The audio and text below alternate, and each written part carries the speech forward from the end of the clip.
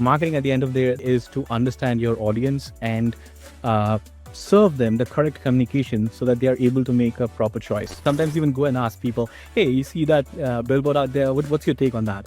And then I'll just get a response from them and understand, all right, so how did that company do with respect to connecting to their users and stuff? I can kind of understand user psychology and kind of like frame my communication. And the better I do that, I would be able to frame better marketing strategies and communications. Timeline is a major factor for what I see. Like, for example, government agencies take a lot of time to decide. So that's something that we have to differentiate, understand, and segregate and communicate. So I think that would be a small piece of advice that I would have for everybody, even to my team for that matter. It's a very niche industry. Our target audience is very, very niche. They are agencies who are catering to the asset infrastructure of the country. So in some way, I believe, at AssetIntel, we are kind of helping in building America. And I say this to the audience a lot of times. You would be amazed to be a part of the team. From my position, it's very exciting about your background and how it plays into what we can do going forward. So that performance marketing side and that aspect of you, I think really gives us a chance to further accelerate growth as a company. I'm excited. Hello, everyone. Joe Garvey here today. I am the Chief Growth Officer here at AssetIntel and welcome you back to another episode of our monthly webcast called Ask AssetIntel, where we interview one of our team members to learn more about them together. Well, we have a nice surprise for you today. In fact, this is a bit of a role reversal. This month, our guest is Shantanu Majumder, our head of marketing and affectionately known here at AssetIntel simply as Sean. Sean has well over a decade of powerful experience in marketing leadership, including working with big names such as Google, Leo, Logitech, and more. Sean is doing some amazing things here at AssetIntel with him and his team, and it was a pleasure for me to sit down with him and learn even more. I think you'll enjoy this discussion. Let's go ahead now and speak with Sean. Okay, well, we are here with Sean, and Sean, great to see you. It's been great to get to know you over the last couple of years. And how you doing today? It's all good, Joe. It's all good. Thanks so much for the good introduction. Yeah, absolutely. Well, Sean, you've got a really cool mix. You've been doing a lot of marketing for us, but you've got so much more going on beyond marketing, automotive. I've seen photos and seen vlogs that you've done out there. I know you do a lot of traveling and so forth. So how does all of this, all these different sides of Shantanu complement each other in your role here at AssetIntel? Yeah. So, Joe, I think I'm a marketer at heart. I think I've been doing this for the last decade, and I take immense pride. And I take immense pride in doing what I do, and I really love it. And from this, so if I jump into the hobbies part of it, so like for example, I love cars. I think cars have their own character, and the way that it entails towards marketing is because I feel marketing at the end of the day is to understand your audience and serve them the correct communication so that they are able to make a proper choice.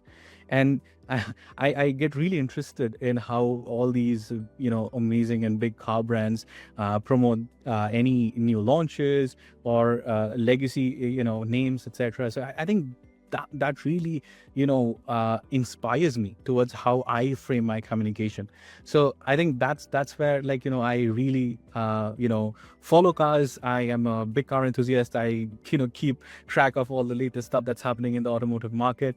From the travel side, yes, I love traveling. I somehow have taken a motto in my life that every travel that I do is like a page that I turn in my life. And I kind of take interest in understanding how, people are over there, their culture, their traditions. And as a matter of fact, I also take notice of, all right, what are the billboards that these people are putting up? What's the, ad or the billboard that they have put up in their airports, and how these people are reacting to it. I sometimes even go and ask people, hey, you see that billboard out there? What's your take on that? And then I'll just get a response from them and understand, all right, so how did that company do with respect to connecting to their users and stuff? So that's why I guess traveling helps me in that fashion, where I am able to connect that with my, marketing skills, kind of like, have my communication skills more polished with respect to how I bring in, people interactions from my travel stories. And vlogging, so Joe, I'm not a very big vlogger. I just do it when I travel.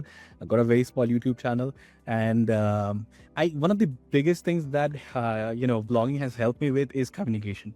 Uh, Used to be very apprehensive, and we would think twice or maybe 10 times to hold a camera in front of me or my phone in front of me and talk in public as I showcase something while I'm traveling.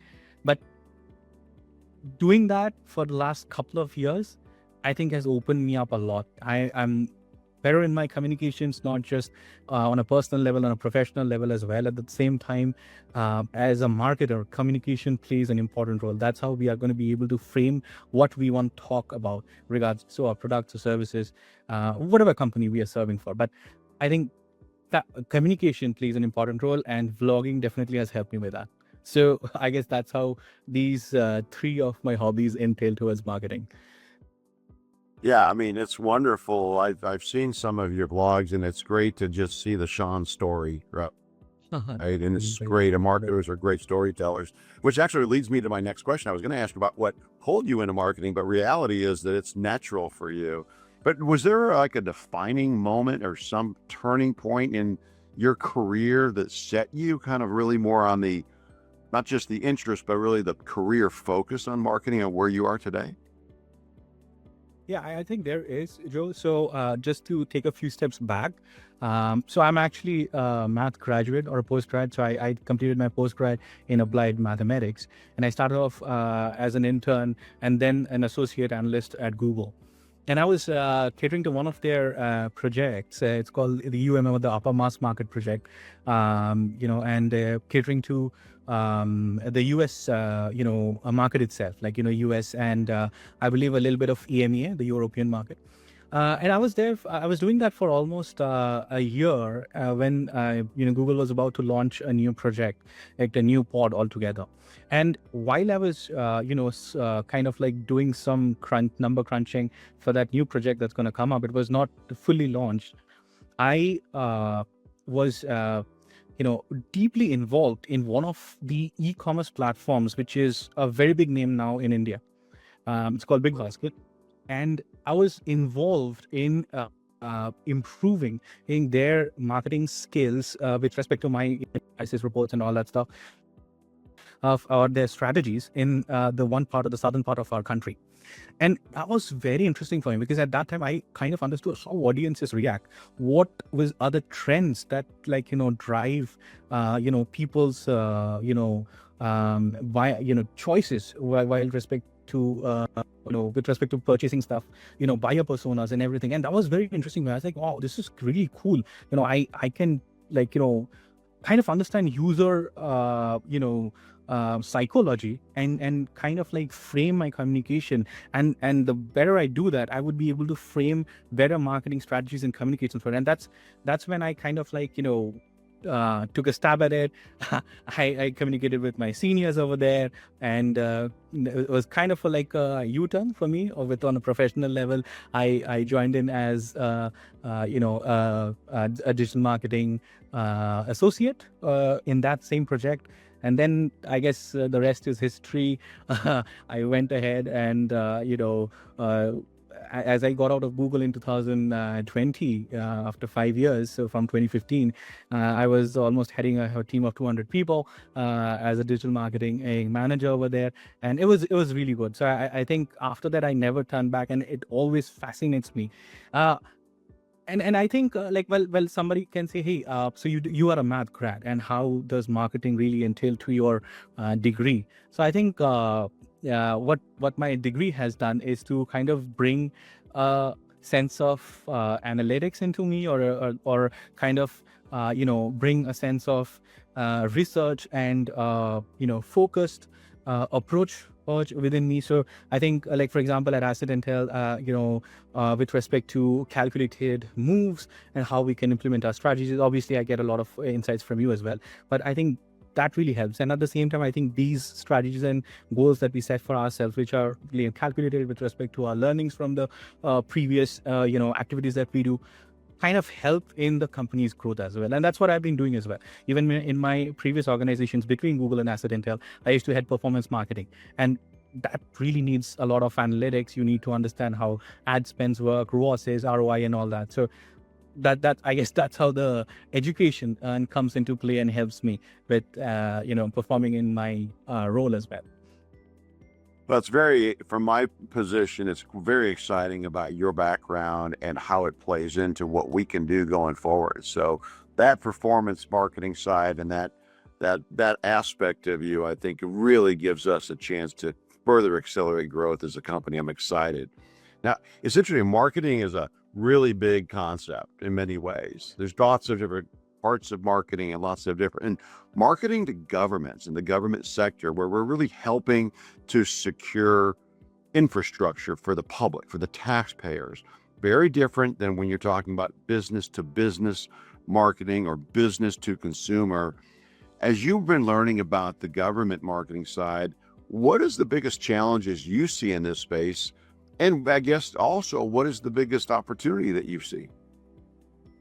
Oh yeah, yeah. That's a very good question, actually, Joe. So I think, in my experience of marketing, I've kind of faced, a few types of it. So like, B2C and B2B are the general ones that we always categorize marketing to. But then at the same time, B2G is what we are in. And I feel B2C, if for me, is a little bit easy because, it generally involves talking to customers. You need to understand trends and, their choices, or understand audiences, and more or less a lot of performance marketing brings in a lot of results. Because you're directly dealing with the customers. Whereas on the B2B segment of it, there's something called a band criteria for qualifying prospects that you find, like, the budget, authority, need, and timeline. And I feel I've been learning about B2G in the recent years that I've been mostly with Asset Intel. And it's very fascinating for me. I think a few of the challenges that I've come across are, even if I have to categorize on the band criteria. So timeline is a major factor for what I see. Like, for example, government agencies take a lot of time to decide. There's a lot of follow-ups. They have a lot of questions about the product, about implementations, how we are going to be assisting them, client support, and at the same time, definitely compliance, because all of this ties back to taxpayers' money. That what you mentioned. So I think it's very important for the agencies as well, and that definitely takes time. That's why they take time, time to decide, which is completely fair. But then if you compare it with other sects of marketing, like be it B2B, B2C, it's a little bit different. So I think, coming from that, that's what I used to face initially as a channel. Oh, wow, these people are taking a lot of time to decide. But I guess not anymore. And also, I guess from the budget side of things, there have been a few instances where we have seen, agencies kind of, dabbling around, like, hey, this does not suit our budget, and we have to kind of sometimes provide discounts, or lower down our pricing or whatsoever. And that's fair, because we are look towards a longer relationship, and it's okay. But again, it's not like enterprises, who get funded, this VCs and all that. It's all public taxpayers' money, and they are liable to answer to the public at any point of time. So I think it's all fair in their scenario, and I guess that those are the major challenges that I feel could come up. And another thing I feel is the compliance part. So, for example, it's very important for us to be compliant, be security compliant as well. Like, our products are SOC 2 Type 2 compliant. We are underway and going to be FedRAMP compliant very, very soon, FedRAMP authorized. As a matter of fact, we're already on the FedRAMP marketplace.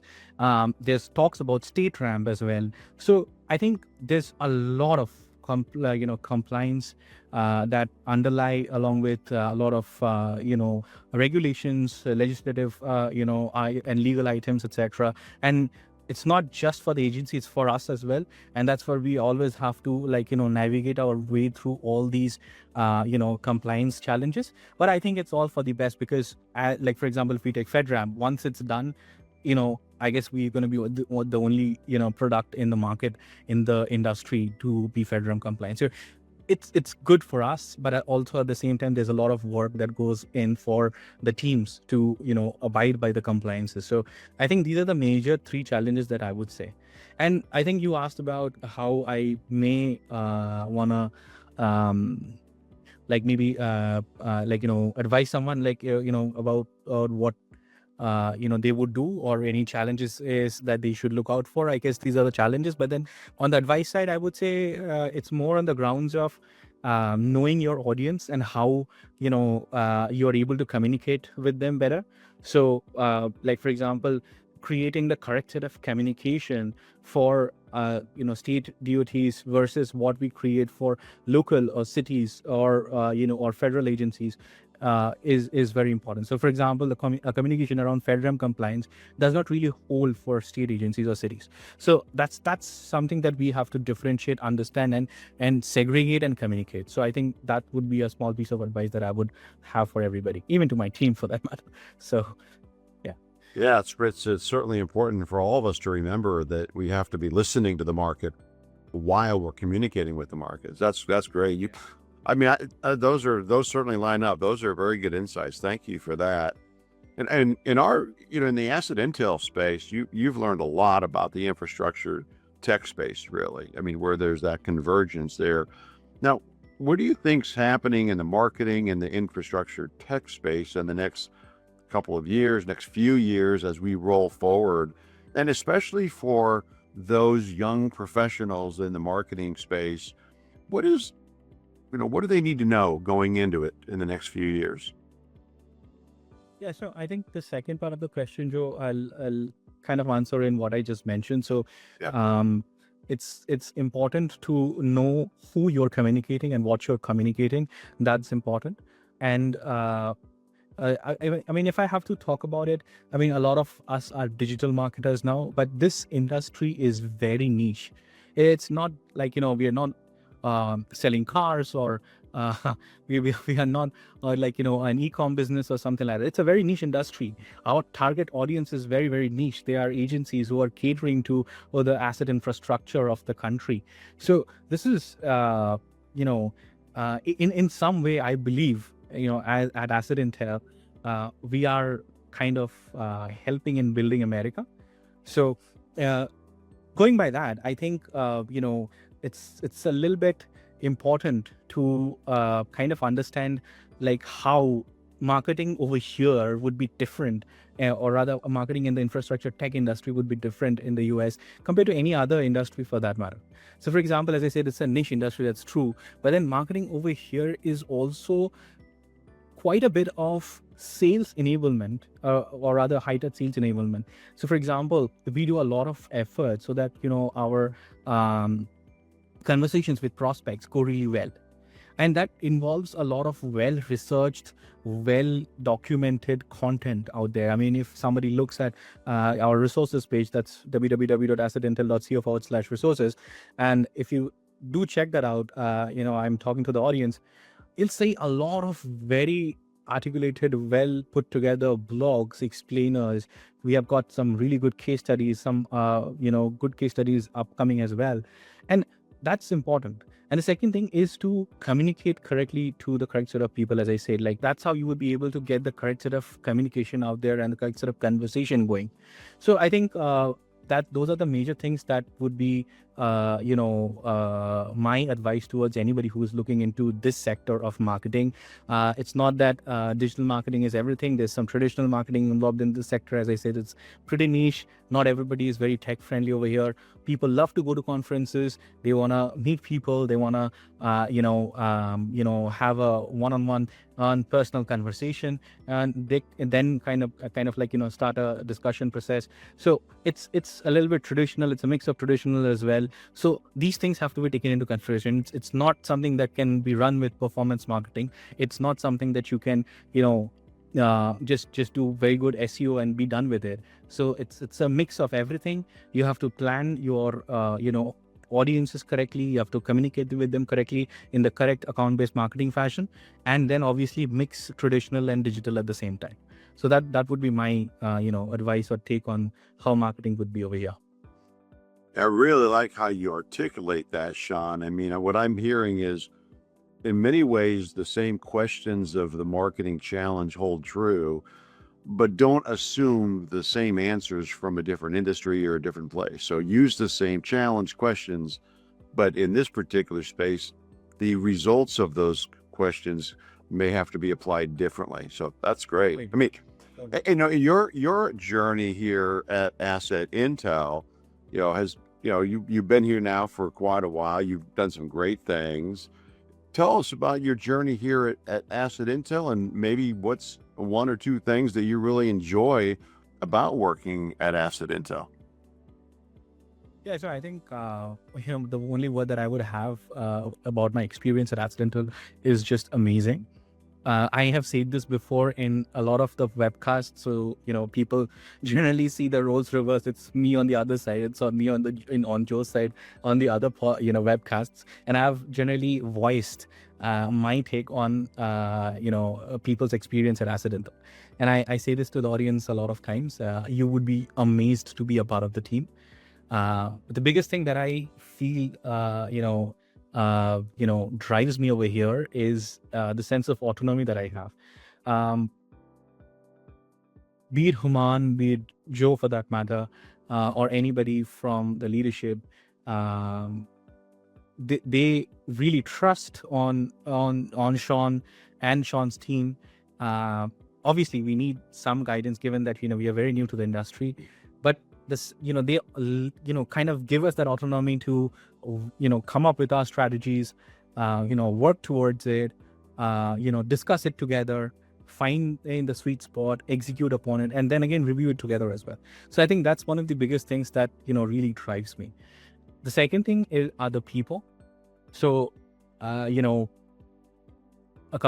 I started a couple of years back, my first call in this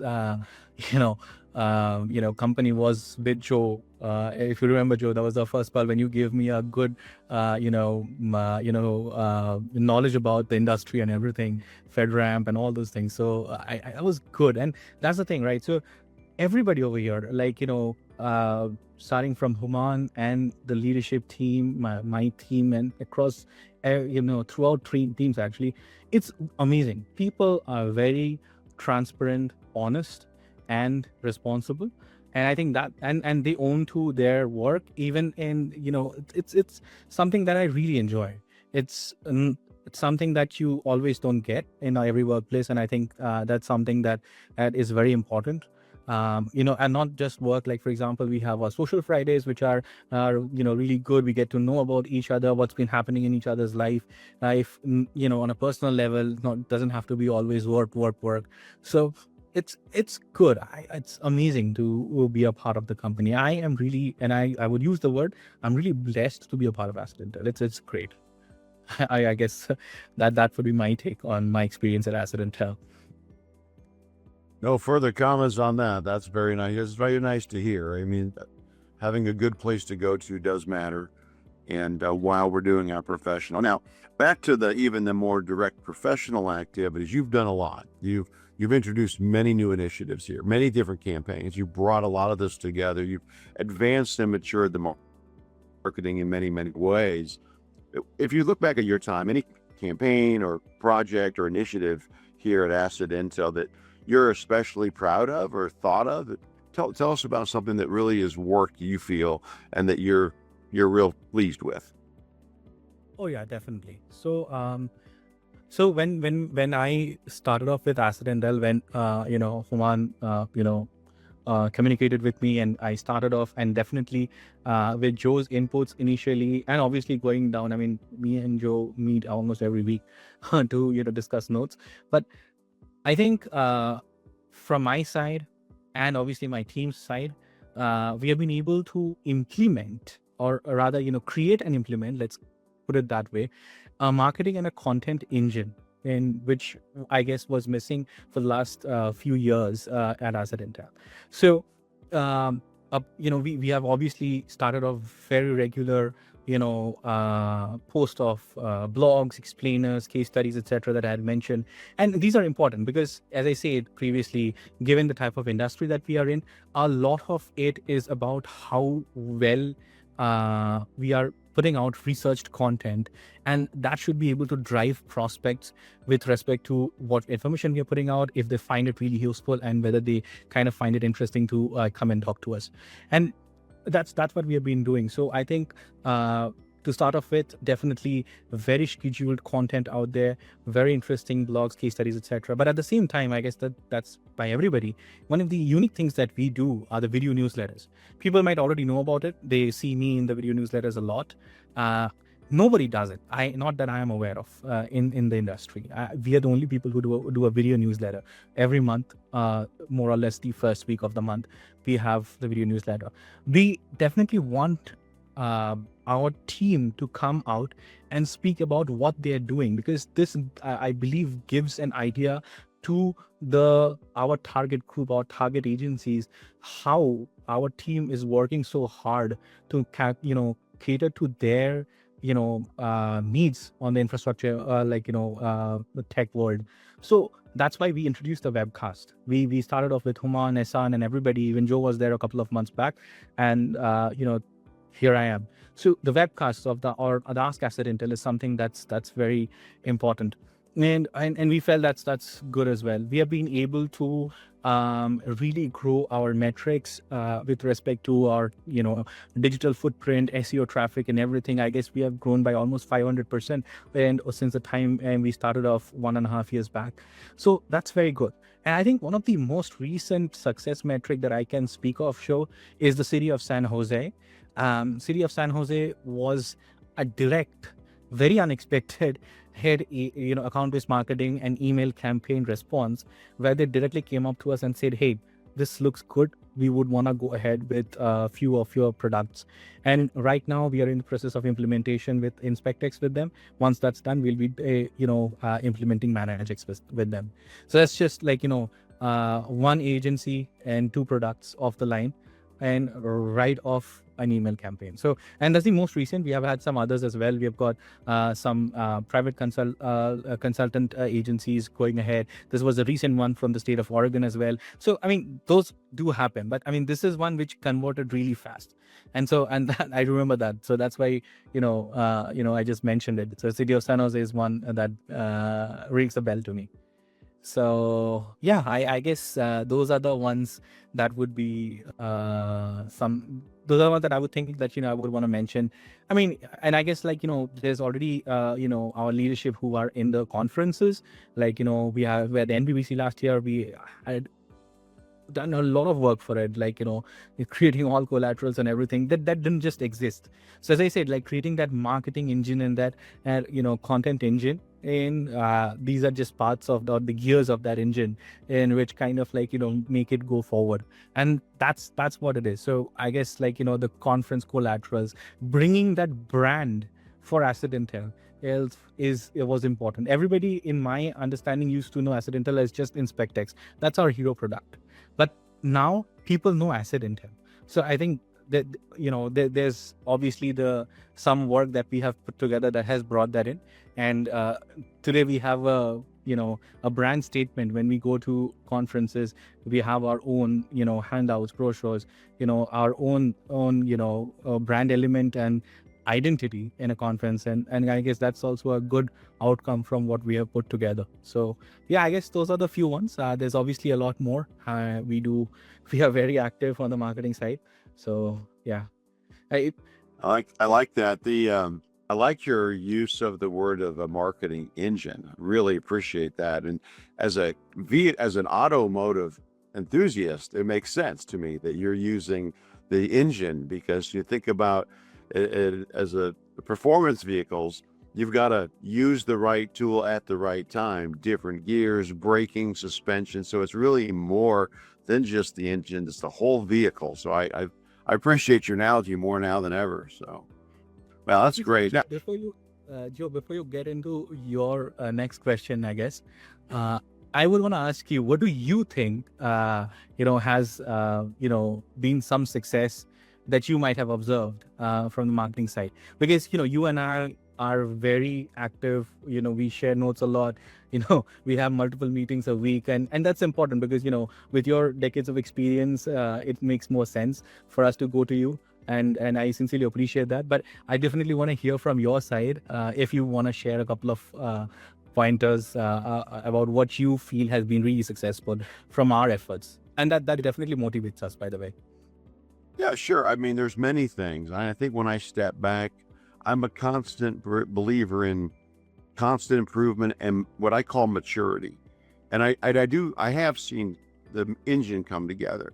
Sometimes we miss gears and sometimes we overbrake. I mean, there's things that happen that are natural as we're trying to improve our performance.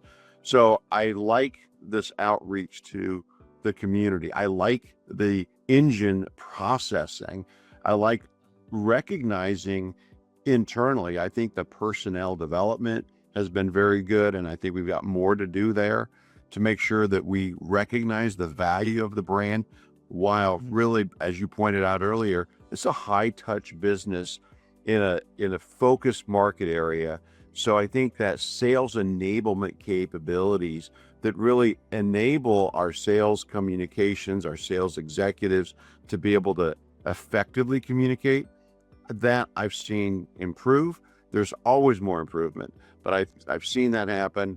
Building this thoughtfully processing, building the engine, those are the things that I've recognized over the past year and a half that you've been able to drive. So I think that's great. Awesome. Thank you so much, Joe, for that. Definitely motivates us to push forward. Yeah. Well, and it's not all work. It's all not, life is not just work, Sean. Oh yeah. There's outside of work. There's all kinds of things. You talked earlier about things. Tell us a little bit about Sean's travel plans, car projects, vlog content that that we should be keeping an eye on. So tell us a little bit more about what you're doing now and going into the new year. Oh yeah. So thanks, Joe, for checking in on that. So I don't think I have any travel plans this year. I am planning a trip. It's not final yet, but I'm planning a trip to Almaty in January. That's in Kazakhstan. It's all snowy out there, and that's something that I want to check out. I mean, again, that's nothing final. That may change or whatsoever. So that's there. Card projects, well, not so much. I mean, I'm not sure if you remember in one of our social sites, I was saying that here, one of my hobbies is to go ahead in the weekends and check out cars. I'll just go ask them for a test drive, and I guess whatever is there in the market over here, I've tested all of them out, except a few new ones. So I've recently taken a little bit of interest in EVs. I didn't ususe to like EVs so much, but I guess electric vehicles. Electric vehicles. I just feel that the infrastructure is going. EV, it seems to be the future, no matter what. There's a lot of companies who are really moving towards EV, pushing EVs. One of the cars that I actually want to check out is. Have you heard of MG, Morris Garages? Go ahead. So MG is a British company. So MG has brought in a two-door convertible that's an EV.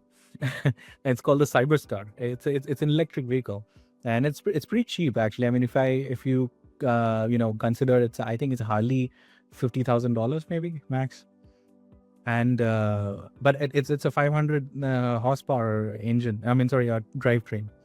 So I was like, oh, this is cool. I mean, I wanted to check that out, and it's a two-door convertible. It looks really nice. It's like I don't want to compare it with a Lambo or something, but it really looks like a Lambo. And I think and if you're able to switch the badges out in an auto place, it would be hard for you general public to tell them apart. So MG is a pretty legacy brand actually. I mean, it's one of the MG cars also was there in a James Bond movie. I don't exactly remember which one, but Bond has driven an MG. So Morris Garages. I want to check that out. That's one of my, one of the cars that I want to check out. It's I have it planned. I've been kind of trying to plan for it over the last few weekends, but I have not been able to. But I definitely want to go ahead and check that out. So I just want to see how an EV can be that fast. So That's one of the things. And vlogging. So yeah, I mean, as I say, like, I only vlog during my travel. You would have seen that. And again, one of the reasons, that, I guess. So one of the reasons I travel to Dubai is because there's a lot of cars that you can see there. So it's that's a lot. That's one of the reasons I travel to Dubai a lot, because there's a lot of cars there, fancy cars actually. So yeah, so I think vlogging, I don't have a lot planned. Maybe I'll try to vlog when I visit the MG dealership for the Cyberstore and all that. And definitely, if I do travel to Almaty, if I plan for it, I'll definitely vlog then. But otherwise, I guess there's not a lot of vlogging plans as well. Except I don't know. Diwali is coming for us. Diwali is a big festival, so maybe I may try to vlog a little bit at that time. So yeah, I guess that's generally what the plan is. Oh, that's great. That sounds like a lot of good stuff. Well, although we're out of time, I want to just reinforce, thank you very much, Sean, not only for what you're doing, but this meeting here today and you sharing your journey, the Sean story. Appreciate that. Thank you so much for sharing with us today.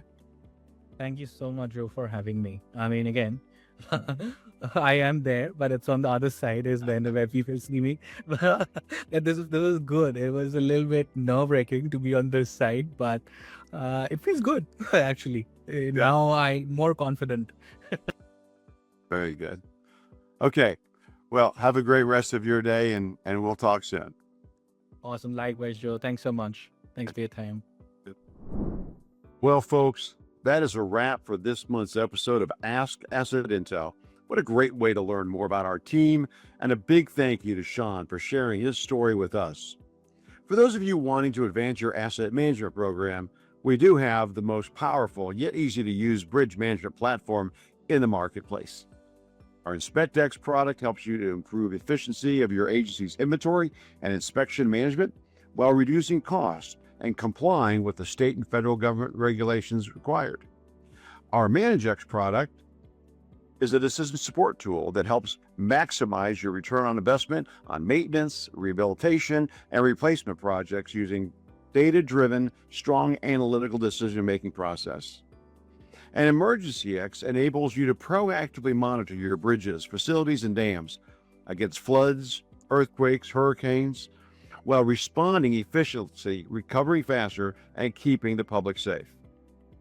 Well, on behalf of our entire organization, it has been my pleasure to host this episode of Ask AssetIntel, and we'll have Sean back in the saddle next month. Finally, we invite you to subscribe here to ensure you stay informed of further episodes. Have a wonderful rest of your day.